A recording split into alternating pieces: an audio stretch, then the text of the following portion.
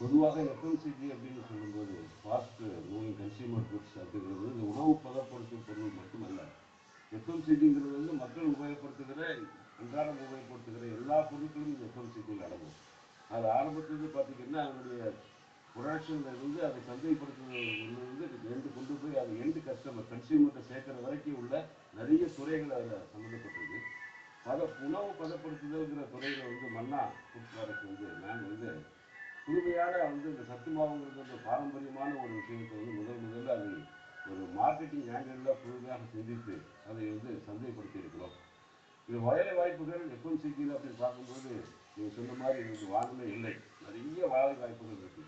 இது படித்தவர்கள் படிக்காதவர்கள்ங்கிற வித்தியாசம் இல்லாமல் சாதாரண மாணவர்களும் மிக உயர்ந்த நிலைக்கு போகக்கூடிய அளவுக்கு வளரக்கூடிய வாய்ப்பு இருக்கிற ஒரு துறை என்று சொன்னால் இந்த எஃப்எம்சிஜி துறை என்று மிக அறுதியிட்டு சொல்லலாம்.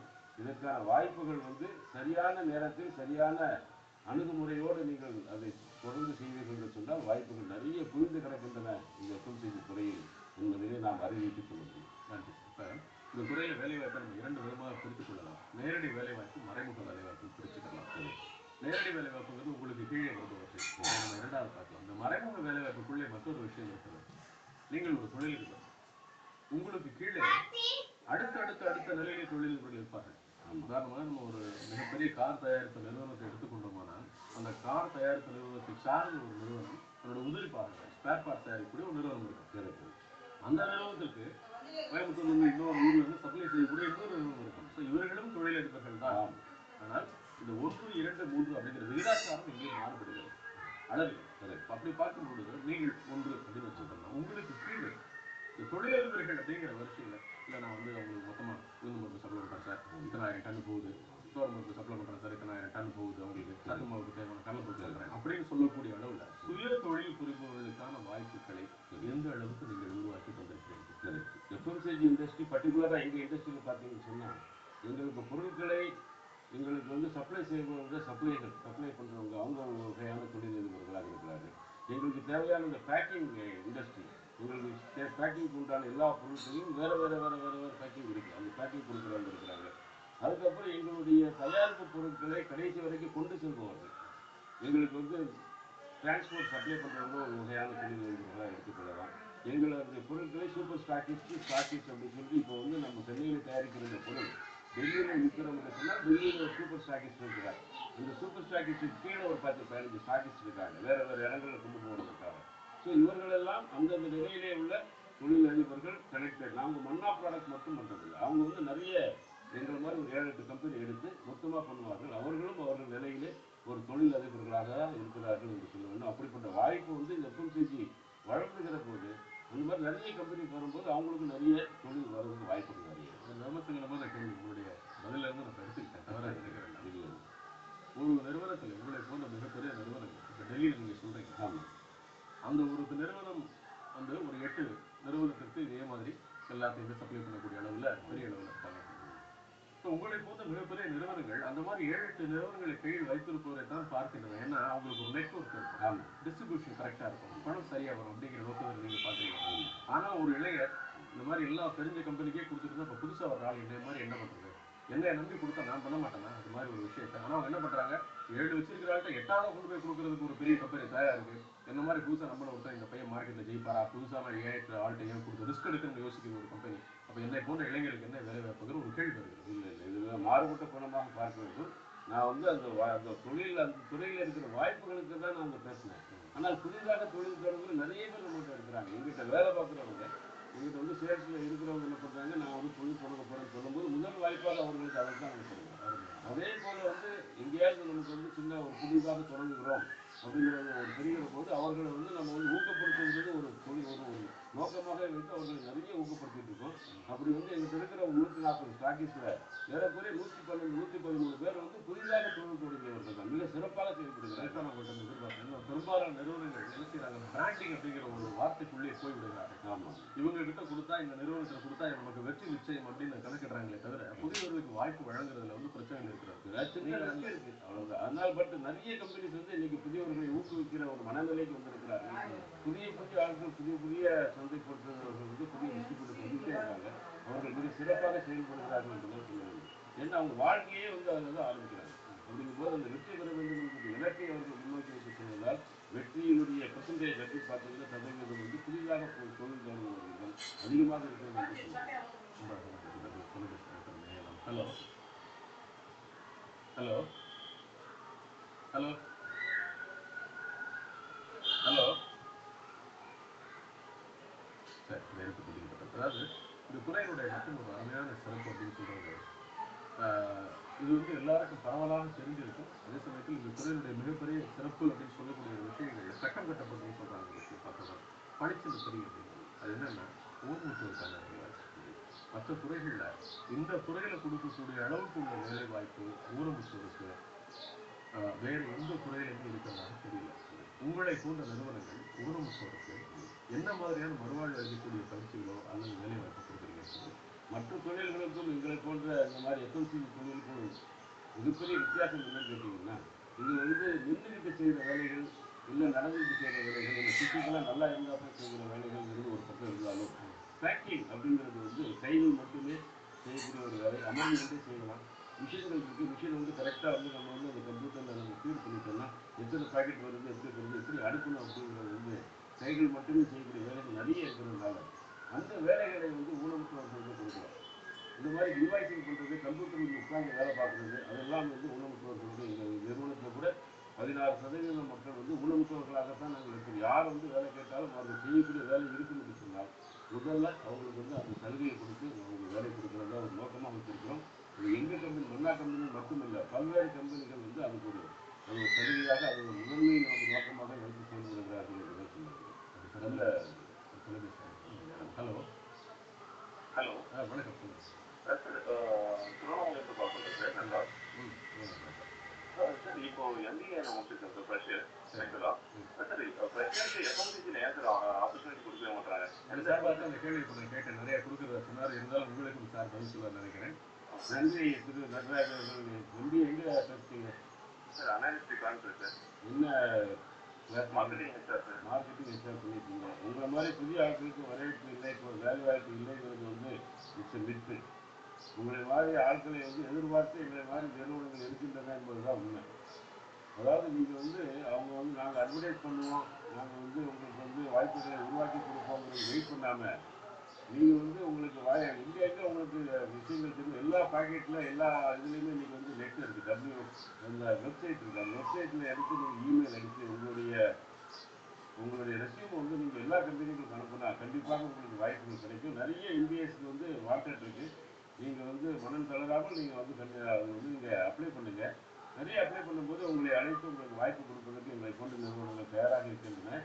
அதுவும் இன்றைக்கு வந்து எம்பிஏ முடிச்சுட்டு பர்டிகுலராக மார்க்கெட்டிங் அண்ட் ஹெச்ஆர் வந்து ஒரு மிகப்பெரிய கேப் இருக்குது. அதை வந்து உங்களை போன்ற இளைஞர்கள் நிரப்பலாம் என்று நாங்கள் நம்புகிறோம். நீங்கள் வந்து அப்ளை பண்ணுங்கள். கொஞ்சம் பொறுமையாக இருந்தீங்கன்னா உண்மையான ஒரு நல்ல வாய்ப்பு உங்களுக்கு கிடைக்கும் என்று நான் நம்புகிறேன். நிகழ்ச்சியினுடைய ஆரம்பத்தில் நான் ஒரு விஷயத்தை குறிப்பிட்டேன். இந்த துறையினுடைய வளர்ச்சி எப்படி இருக்குங்கிறதுக்கு கேள்வியே கிடையாது அப்படின்னு. ஆனால் ஒரு தொழிலுடைய வளர்ச்சி அப்படிங்கிறத விட அந்த துறையை சார்ந்த வேலை வாய்ப்பு அப்படிங்கிறதுடைய வளர்ச்சி. நீங்கள் மெஷின்களை பற்றி பேசும்பொழுது உங்களுக்கு கேள்வி எழுதுறது எல்லாமே மிஷினைஸாக இருக்குது. முந்தைய ஒரு காலத்தில் சீரியல் பேக்கெட் பண்ண விஷயம் இப்போ அல்வா பேக்கெட்டாக இப்படி வருது. ஸோ இது என்ன ஆகுதுன்னா 10 பேருக்கு வேலை கொடுத்த இடத்துல 5 பேர் ஆகும். இந்த 5 2 ஆகும். இந்த 2 நாளைக்கு முழுமையாக மிஷினாக மாறிவிடாதா? அப்போ இந்த துறையில் எனக்கு என்ன மாதிரியான எதிர்காலம் இருக்க முடியும் அப்படிங்கிற ஒரு கேள்வி எழுது துறையில் நுழைவு. காரணம் என்னன்னு கேட்டிங்கன்னா, நான் சொன்ன விஷயங்களை வந்து ரொம்ப வந்து சாதாரணமான ஒரு ஃபஸ்ட்டு ஸ்டேஜ் வேலை வாய்ப்புன்னு சொல்லலாம். இந்த இதில் வந்து நீங்கள் வந்து ஒரு மேனுவலாக பண்ணுற விஷயங்கள்லேருந்து நீங்கள் மிஷினுக்கு போயே ஆகணும். அது வந்து வேலை வாய்ப்புங்கிற ஒரு நிலைமையை தாண்டி அந்த ஹைஜீனிக் ஃபேக்டர் அப்படிங்கிறது அதை வந்து சந்தைப்படுத்துகிற பொருளை நல்ல முறையிலே அந்த பயனாளிகளை கொண்டு சேர்க்க வேண்டும் என்கின்ற நோக்கத்தை வந்து ஹைஜீனாக நல்ல முறையில் ரொம்ப நாள் அது இருக்கக்கூடிய ஒரு பொருளாக பண்ணணும்னா அது வந்து நீங்கள் வந்து இன்றைக்கி நம்ம வந்து மிஷினரிஸாக கொண்டு போகக்கூடிய ஒரு கட்டாயம் இருக்கிறது. ஆனால் அதே நேரத்தில் வேலை வாய்ப்புகள் அதனால் பாதிக்கப்படாது. ஏன்னு கேட்டிங்கன்னா இன்றைக்கு வந்து எஃப்எம்சிஜி இண்டஸ்ட்ரி இந்தியாவை பொறுத்தவரையில் வந்து வேர்ல்ட்ஸ் லார்ஜஸ்ட் கன்சியூமர் பேஸ் என்று சொல்கிறாங்க.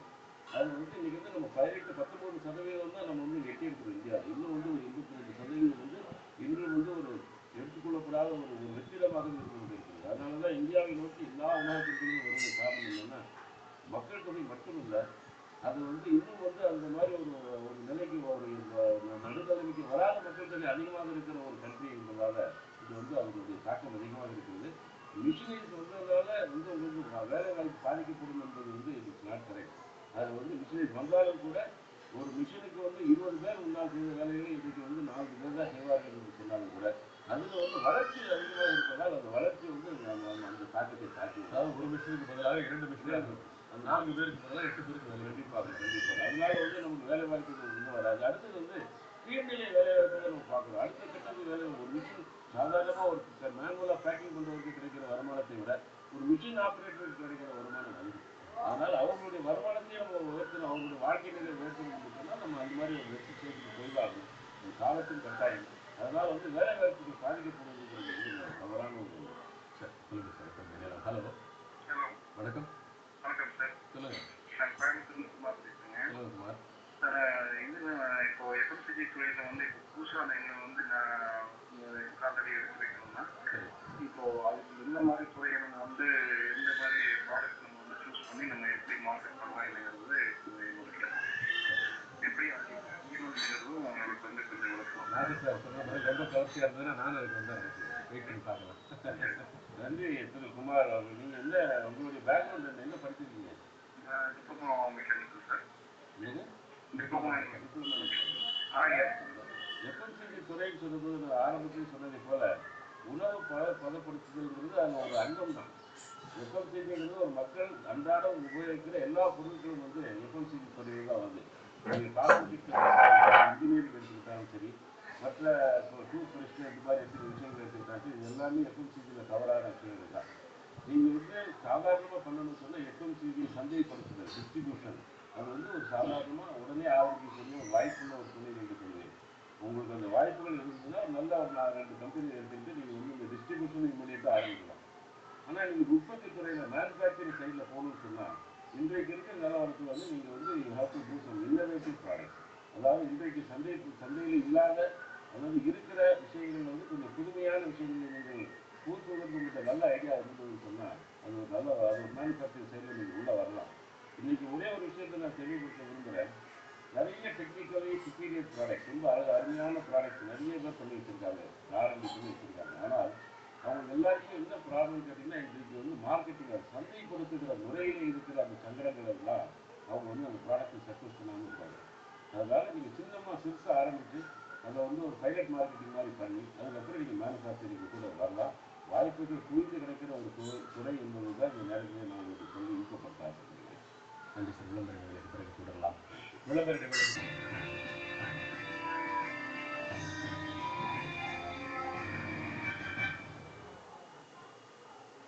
விளம்பர இடைவேளைக்கு பிறகு நிகழ்ச்சி தொடர்கிறது. நீங்கள் அழைக்க வேண்டிய தொலைபேசி இலக்கம் 4205-92992.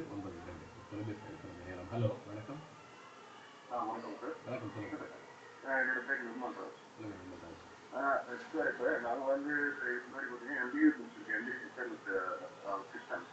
ஆனால் நான் வந்து ஜாயின் பண்ணது வந்து ஒரு ஃபினான்ஷியல் செக்டர் இன்சூரன்ஸ் கம்பெனியில் ஜாயின் பண்ணேன். இப்போ நான் எஃப்எம்சிசியில் வந்து ட்ரை பண்ணும்போது என்ன ஆச்சுன்னா நீங்கள் ஏற்கனவே ஃபினான்ஸில் இருக்கீங்க, இன்சூரன்ஸில் இருக்கீங்க, அதனால வாய்ப்பில் இருக்காங்க. அப்புறமேட்டு நான் ட்ரை பண்ணி ஒரு கம்பெனியில் ஒரு ஃபெர்டிலைசர் கம்பெனியில் ஒரு 1 இயர் ரீஜனல் ஜாயின் பண்ணும்போது சீனியர் ஏஎஸ்எம்மாக ஜாயின் பண்ணேன்.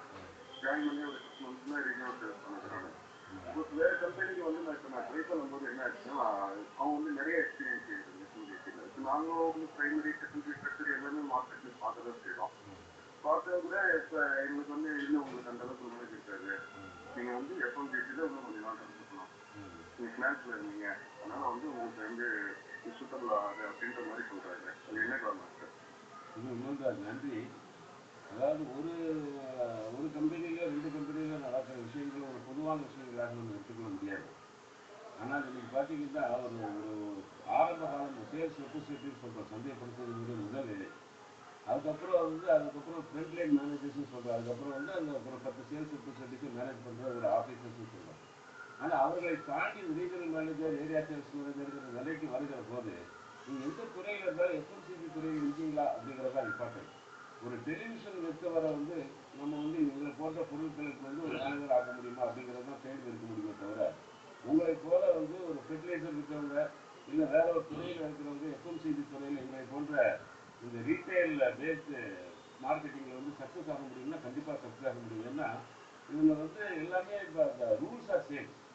அதனால நீங்க வந்து தொடர்ந்து நல்ல ஒரு கம்பெனி கிடைக்கிற வரைக்கும் கஷ்டமா இருக்கும். ஏன்னா பொதுவாக ஆட்கள் என்ன பயப்படுறாங்கன்னா, வேற ஒரு துறையிலிருந்து எடுத்து நம்ம துறைக்கு கொண்டாடும் போது அவர்கள் எடுத்துக்கொள்ளக்கூடிய அந்த அந்த லீட் டைம் கொஞ்சம் அதிகமாக இருக்கும். அந்த டைம் கொடுக்கக்கூடிய அளவில் இன்னைக்கு எந்த கம்பெனியும் இல்லை. எல்லாம் ஃபாஸ்ட்டாக காம்படிஷனில் போயிட்டு இருக்கிறதுனால நல்ல கம்பெனி கிடைக்கிற வரைக்கும் கொஞ்சம் கஷ்டமாக இருக்கும். ஆனால் கிடைச்சிட்டுச்சுன்னா அதில் வந்து ஒரு ரீசனபிளான ஒரு லெவலில் உங்களுடைய எக்ஸ்பீரியன்ஸ் அண்ட் ஒரு நாலேஜ் இஸ் அக்கௌண்டபிளை தவிர மற்ற எக்ஸ்பீரியன்ஸ்லாம் ஓரளவுக்கு வந்து எந்த இண்டஸ்ட்ரியில் இருந்தாலுமே வந்து மேன் ஹேண்ட்லிங் தான், லீடர்ஷிப் குவாலிட்டிஸ் இருக்கா அப்படிங்கிறது மட்டும்தான் வந்து நோக்கமாக எடுத்துக்கிடுவோம்.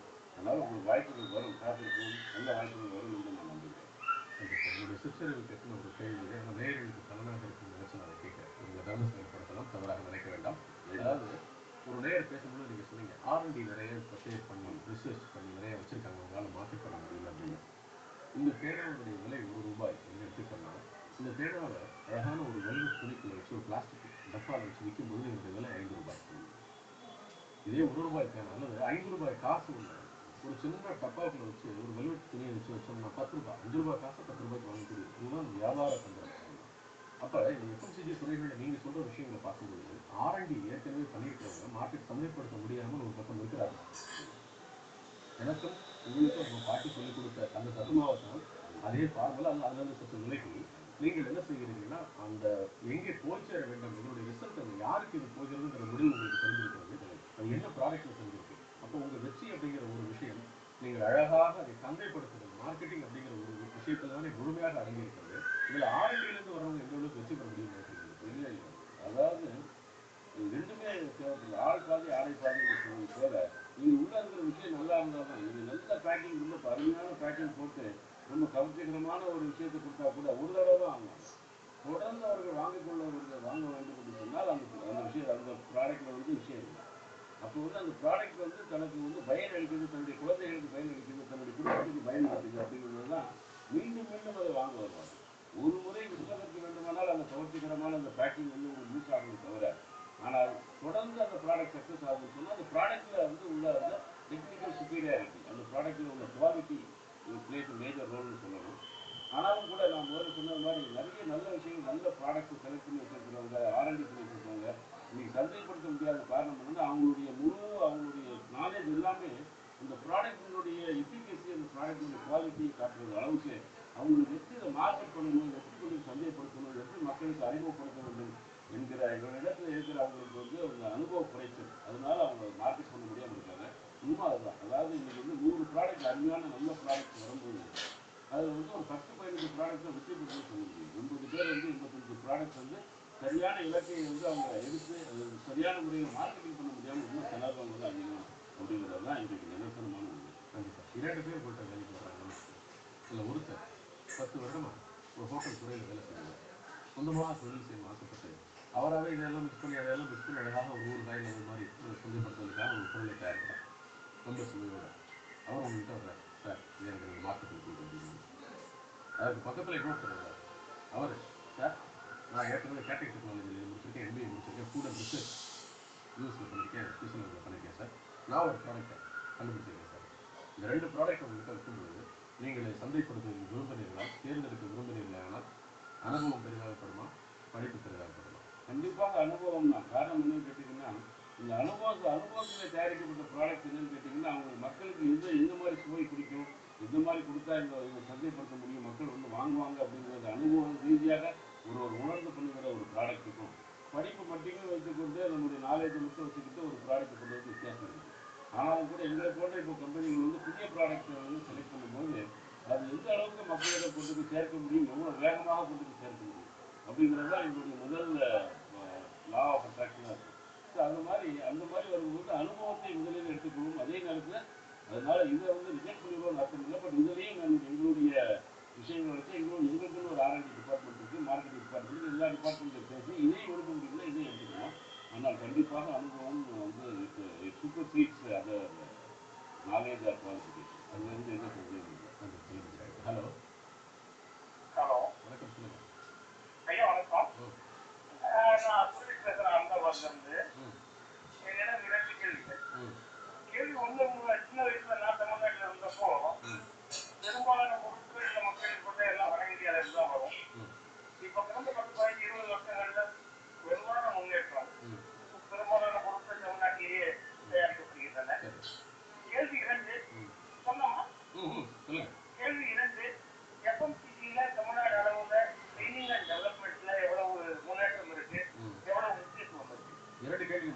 ஸ்டேட்மெண்ட் நீங்க சொன்னது அதுல என்ன கேள்வி இருக்கிறது எனக்கு புரியல. வடநாட்டுல இருந்து வந்து தமிழ்நாட்டுல வருகிறது ஒரு ஸ்டேட்மெண்ட் அது கேள்வி காரணம் இருக்கு. காரணம் என்னன்னு கேட்டீங்கன்னா, நன்றி. அகமதாபாத்லேருந்து நீங்க இந்த தொலைபேசி இந்த விஷயத்துக்கு கேட்டதுக்கு ரொம்ப நன்றி. முதல் கேள்விக்கு பதில் என்னன்னு கேட்டீங்கன்னா, முன்னால வடநாட்டுல தான் இந்த மாதிரி வந்து தானியங்கள் நிறைய விளையக்கூடிய வாய்ப்புகள் இருக்குது. ஏன்னா நமக்கு வந்து நிறைய விஷயங்கள் வந்து இந்த நெல்லை தவிர அதிகமாக மற்ற தானியங்களில் கவனம் செலுத்தாத ஒரு நிலை இருந்தது. ஆனால் 1969 நம்ம கிரீன் ரெவல்யூஷன் அப்படின்னு வரும்போது இந்த மாதிரி புதிய தானியங்களை எல்லாம் அறிமுகப்படுத்தினது வந்து இங்கே தான் நம்ம தென்னிந்தியாவில் தான் அறிமுகப்படுத்தினாங்க. அதுவும் போக சிஎஃப்டிஆர்ஐ அப்படின்ட்டு central food technological research institute அப்படின்ட்டு மைசூரில் ஒன்று அவங்க நிறுவி அவங்களுடைய வேலை என்னன்னு கேட்டிங்கன்னா, இங்கே நம்ம வந்து விவசாயத்தில் பயன் தரக்கூடிய பயிர்களை விளைவிப்பது எப்படி அப்படிங்கிறது வந்து ஒரு பெரிய எல்லா அரசாங்கங்களும் சேர்ந்து தென்னிந்தியாவில் வந்து அது ஒரு மிகப்பெரிய ஒரு இயக்கமாக கொண்டு சென்றார்கள். அதனால தான் இன்றைக்கி வந்து வட இந்தியாவில் மட்டும் கிடைத்த தானியங்கள் வந்து தென்னிந்தியாவில் இன்றைக்கு விளைவிக்கப்படுகின்றன என்பதுதான் உண்மை. ரெண்டாவது உங்கள் கேள்வி என்னங்க? தமிழ்நாட்டில் வந்து எஃப்எம்சிஜி ரொம்ப ரொம்ப பிரமாதமாக இருக்குது. ஏன்னு கேட்டிங்கன்னா, இந்தியா முழுமைக்கும் இருக்கிற ஒரு 34 மாநிலங்கள் இந்தியாவில் இருக்குன்னு சொன்னால் தமிழகத்திலே 6-7 மாநிலங்கள் இருந்தாலும் கூட because of literacy, because of health consciousness இங்கே தமிழ்நாட்டில் தான் இந்த எஃப்எம்சிஜி வந்து ரொம்ப தென்னகத்தில் தான் ரொம்ப அதிகமாக இருக்குன்னு சொல்லலாம். அதாவது இந்தியா முழுமைக்கும் பயன்படுத்துகிற 100% எஃப்எம்சிஜியில் வந்து ஏறக்குறைய 61% வந்து இந்த தென்னகத்தினுடைய 7 மாநிலங்கள் தான் அதனுடைய பங்களிப்பு தருகின்றன. அதனால இங்கே வந்து அந்த அவேர்னஸ் அதிகமாக இருக்குது. காஸ்மெட்டிக்ஸ் எடுத்துக்கிட்டிங்கன்னா, ஃபுட் ப்ராடக்ட்ஸ் எடுத்துக்கிட்டிங்கன்னா, இல்லை டெய்லி யூசேஜ் உள்ள மற்ற ப்ராடக்ட்ஸ் எடுத்துக்கிட்டிங்கன்னா தென்னிந்தியாவில் தான் நிறைய அவேர்னஸ் இருக்குது. அதுக்கு சந்தைப்படுத்துகிற வாய்ப்பு இங்கே இருக்கிறதுனால இந்த எஃப்எம்சிஜிக்கு வந்து தமிழ்நாட்டில் வந்து நிறைய இன்னைக்கு தமிழ்நாட்டை சென்னையை மையமாக கொண்டு செயல்படுகிற நிறைய எஃப்எம்சிஜி கம்பெனிகள் வந்து வெற்றி பெற்றிருக்கிறது. ஹலோ, வணக்கம், சொல்லுங்க சார். வணக்கம் சார். நான் மதுராந்தகத்துலேருந்து நரேந்திரன் பேசுகிறேன் சார். சொல்லுங்க. ஒன்றும் நான் எஃப்எம்சிஜி ஆல்ரெடி 30 இயர்ஸ் ஃபாதர் ப்ரைஸ்லேருந்து பண்ணிட்டு இருக்கோம். அது வந்து நான் அது மேனுஃபேக்சரிங்கை மாற்றினா எந்த லெவலில் மாற்றினா அது நல்லா இருக்கும். நீங்கள் வந்து அதில் சந்தைப்படுத்த மார்க்கெட்டிங் இருக்கீங்களா? ஆமாம் சார். இப்போ வருஷமாக மார்க்கெட்டிங் இருக்கீங்க. ஆமாம். நன்றி நரேன் சார். நீங்கள் இப்போ என்ன எஃப்எம்சிஜியில் என்ன பண்ணிட்டு இருக்கீங்க? என்ன ஒரு டிஸ்ட்ரிபியூஷன் பண்ணிட்டு இருக்கீங்க? நாங்கள் Kevin care, Cadbury, food products தான் பண்ணிட்டு இருக்கீங்க. ஆமாம். அப்போ நீங்கள் வந்து மேனுஃபேக்சரிங் வரணும்னு சொன்னால் மதுராந்தகத்தில் இருக்கிறதுனால நீங்கள் வந்து அந்த பகுதியில் கிடைக்கக்கூடிய பொருள் என்னன்னு பார்த்து உங்களை சந்தைப்படுத்துகிற முறையில் சின்ன முறையில் நீங்கள் ஆரம்பித்து ஒரு மேனுஃபேக்சரிங் முதலீட்டு பண்ணி அதில் வந்து வெற்றி பெறுகிற நிலைமைக்கு அப்படியே படிப்படியாக நீங்கள் போகலாம். ஏன்னா உங்களுக்கு சந்தைப்படுத்துகிற மார்க்கெட்டிங்கோட முன் அனுபவம் இருக்கிறதுனால, அது 30 வருஷமாக பண்ணுற ஒரு பாரம்பரிய நிறுவனம் இருக்கிறதுனால உங்கள் நிறுவனத்திலேருந்து நீங்கள் என்ன விற்க முடியும் அப்படிங்கிறது வந்து நீங்கள் ஒரு ஐடியா பண்ணி அதுலேருந்து நீங்கள் வந்து அந்த எஃப்எம்சிஜியை என்னென்ன ப்ராடக்ட் பண்ணலாம், என்ன ப்ராடக்ட்ஸை மார்க்கெட்டிங் பண்ணலாம்னு முடிவு பண்ணி சாதாரணமாக சின்ன சின்ன ப்ராடக்ட்ஸ் ஆரம்பித்து நீங்கள் வந்து அதை விரிவுபடுத்தலாம். அதாவது மகளிர் சுய உதவி இந்த மாதிரி விஷயங்கள் ஆரம்பிக்கப்படும் போது அவருடைய வெற்றி இவ்வளவு பெருசாக போகும்னு எதிர்பார்ப்போம். அதனால் அந்த வெற்றிக்கு முன்னால் எடுத்து அதை கொண்டு வந்து அவர்களை வெற்றி பெற செய்வதற்கான அடிப்படை காரணம் உங்களை போன்ற நிறுவனங்களுடைய மிகப்பெரிய பங்கு இருக்கிறங்கிறது தான் உண்மை. ஏன் இந்த கேள்வி நான் கேட்குறேன்னா, எவ்வளோ பெரிய விஷயத்தை பெண்கள் வந்து இன்றைக்கு சம்பாதிக்க விரும்புகிறார்கள். பலவித காரணங்களுக்காக, குடும்ப சூழலாக இருக்கலாம், அல்லது வசதி வாய்ப்பாக இருக்கலாம், எதுவாக இருக்கலாம். ஆனால் நிறைய பெண்கள் எதிர்பார்க்கிற ஒரு விஷயம், அவங்க ஒரு பெரிய நிறுவனத்தில் 5 மணி வரைக்கும் வேலை செஞ்சாங்க, ஏதாவது பார்ட் டைம் ஜாபாக வீட்டிலே கம்ப்யூட்டரில் பண்ண முடியுமா அப்படின்னு கேட்குற ஒரு கேள்வி வரும். இல்லைன்னா, இல்லை எனக்கு 2 குழந்தைகள், ஒரு குழந்தை 19 வயசாகுது, இன்னொரு 12 வயசாகுது, ஸ்கூலுக்கு போகிறாங்க, என்னால் கவனிக்கிறதுனால வேலைக்கு போக முடியல, அவங்களை ஸ்கூலுக்கு அனுப்பிச்சுன்னா 3 மணி வரைக்கும் நான் ஃப்ரீயாக இருக்கேன், இந்த 3 மணிலேருந்து சாயந்தரம் வீட்டுக்காரர் வர வரைக்கும் 2 மணி வரைக்கும் நான் என்ன பண்ண முடியும் அப்படிங்கிற கேள்வி எப்பொழுதுமே பெண்கள் இடத்துல சுற்றி இருக்கும். அதில் சில பேர் கூட்டு குடும்பத்தில் இருக்கிற மாமியார் இருக்காங்க, மாமனார் இருக்காங்க, எல்லாரும் சேர்ந்து பேக்கெட் பண்ணி கொடுங்க, இந்த மாதிரி பண்ண முடியுமா, எங்களுக்கு வருமானம் எஃப்எம்சிஜி துறைகள் தான் இந்த மாதிரி விஷயங்களுக்கு இந்த மகளிர் சுய உதவிகள் போன்ற இந்த குழுக்களுக்கு வந்து மிகப்பெரிய ஒரு வெற்றியை ஈட்டுக்கிறது. அதனால் இந்த நிகழ்ச்சியை பார்த்துக்கிறது இல்லை, அடுத்து யாராவது கேட்கறதுக்கு முன்னால் உங்களுக்கு இந்த கேள்வியை நான் உங்கள்கிட்ட கேட்டேன், இதுக்கு பதில் சொல்லுங்கள். பகுதி நேர வேலை வாய்ப்பு பெண்களுக்கு எஃப்எம்சிஜி துறைகள் எந்த அளவுக்கு பலனளிக்கிறது? நிறைய வாய்ப்புகள் கொடுக்குறாங்க. இப்போ வந்து ஒரு கம்பெனி அப்போலோ கம்பெனி இருக்குதுன்னா, அதே மாதிரி ஊர்லா கம்பெனி இருக்குன்னா, இந்த மாதிரி எஃப்எம்சிஜி கம்பெனிஸில் என்ன பண்ணுறாங்கன்னா, இன்றைக்கு ஒரே இடத்துல வந்து இதெல்லாம் பண்ணாமல் அவங்க ஃபார்முலாவை வந்து அவங்க வந்து அந்த ஒரு குழுக்களாக பிரித்து அந்த ஃபார்முலாவை கொடுத்து அவங்கள வந்து அதை பண்ண சொல்லி final packing and final quality test பண்ணி பேக்கிங் பண்ணி இவங்க வச்சுக்கிறாங்க. ஸோ மகளிர் சுய உதவி குழுக்களை பொறுத்தவரை நிறைய வாய்ப்புகள் வருது. இந்த எஃப்எம்சிஜி இண்டஸ்ட்ரி தொடர்ந்து செய்தியை கொடுத்து அதில் வளர்ச்சி நிறைய இருக்குது. ஏன்னு கேட்டிங்கன்னா, இப்போ நான் சொன்ன மாதிரி பல்வேறு இடங்களில் சந்தைப்படுத்துகிற ஒரு பெரிய கம்பெனி இருக்கும்போது அவங்க நிறைய இடங்கள்ல வந்து பாயிண்ட் ஆஃப் ப்ரொடக்ஷன் அப்படின்னு நினைக்கிறாங்க. அப்படிங்கும்போது அவங்களுக்கு மகளிர் சுய உதவி குழுக்கள் இருக்கும்போது அவர்கள் முறையாக செயல்படுகிற குழுக்களாக இருக்கிற போது அவங்கள்ட்டையும் அந்த பொருட்களை கொடுத்து அது பேஸ் ப்ராடக்ட் பண்ணி வாங்கிக்கிறாங்க. குவாலிட்டி டெஸ்டிங் அண்ட் பேக்கிங் மட்டும் கம்பெனி லெவலில் பண்ணிக்கிறாங்க. ஸோ அதனால் வாய்ப்புகள் நிறைய இருக்குது. மகளிர் சுய உதவி குழுக்களுக்கு நிறைய வாய்ப்புகள் இருக்குது. விளம்பர நிகழ்ச்சி தொடரும்.